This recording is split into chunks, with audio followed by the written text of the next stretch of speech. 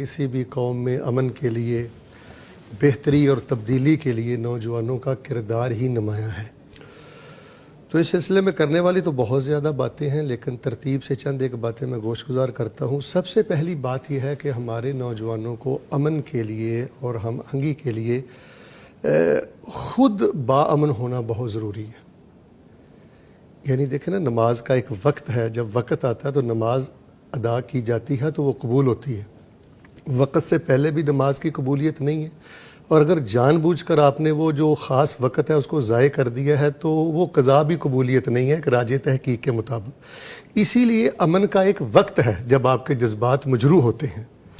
تو میں نوجوانوں کو پیغام دوں گا کہ وہ خود باامن بنیں۔ جب وہ خود باامن بنیں گے تو ان کے کردار سے معاشرہ بھی انشاءاللہ ہم آہنگ رہے گا اور باامن رہے گا۔ اور دوسری بات یہ ہے کہ کبھی بھی اعتدال اور توازن کا دامن نہ چھوڑیں۔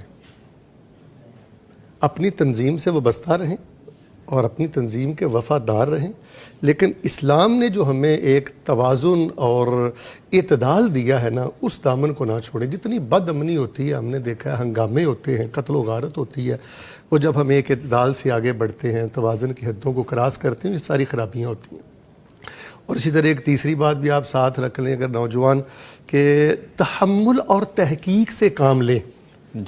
تحمل سے دوسرے کو سنیں اور پھر بڑی تحقیق کے بعد بڑے اچھے الفاظ سے اپنی رائے پیش کریں۔ میں نے دیکھا ہے کہ کئی نوجوان بس یہ سوشل میڈیا کی ہوائی اڑائی ہوئی باتوں سے طیش میں آ جاتے ہیں، اور وہ بالکل نہ تحمل رہتا ہے اور نہ ہی برداشت رہتی ہے، اور بعد میں جب خون خرابہ ہو جاتا ہے اور ایک معاشرہ بد امنی کا شکار ہو جاتا ہے، پھر جا کے پتہ چلتا ہے جی سرے سے یہ تو بات ہی درست نہیں تھی۔ اور اگر آپ مجھے نظامی صاحب اجازت دیں تو نوجوانوں کو میں خاص کر یہ چوتھی بات کہوں گا کہ آپ کے جذبات کی قدر ہے۔ آپ پاکستان میں اقامت دین کے لیے اور دعوت دین کے لیے جو کچھ کرنا چاہتے ہیں آپ کو مبارک ہو، لیکن اداروں کے ساتھ ٹکر نہ لیں۔ ملک کے جو ادارے ہیں یہ ملک کی سالمیت کے ضامن ہوتے ہیں، محافظ ہوتے ہیں۔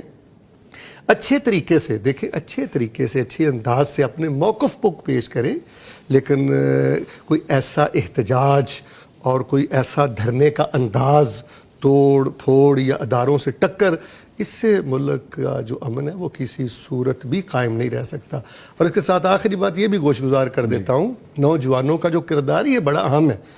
جب بھی بد امنی ہوتی ہے یقین مانیے کہ اس میں ملوث ہی نوجوان ہوتے ہیں۔ پانچویں اور اہم ترین بات یہ ہے نوجوانوں کے کردار کے حوالے سے کہ بھائی جو دشمن عناصر ہیں، جو ملک دشمن طاقتیں ہیں، ان پہ آپ کی گہری نظر ہونی چاہیے۔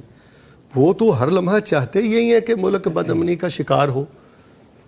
تو پاکستان کی طرف جو بعض مکروہ نگاہیں ہیں وہ تو 24 گھنٹے کھلی ہوئی ہیں۔ تو اس کے لیے میں آخر میں نوجوانوں کو ایک مشورہ بھی دوں گا کہ وہ تربیتی ورکشاپ جو ہے نا جی، اس کا بہت زیادہ اہتمام کیا کریں، جس میں وطن کی محبت کی بات ہو، پی جانے کی بات ہو۔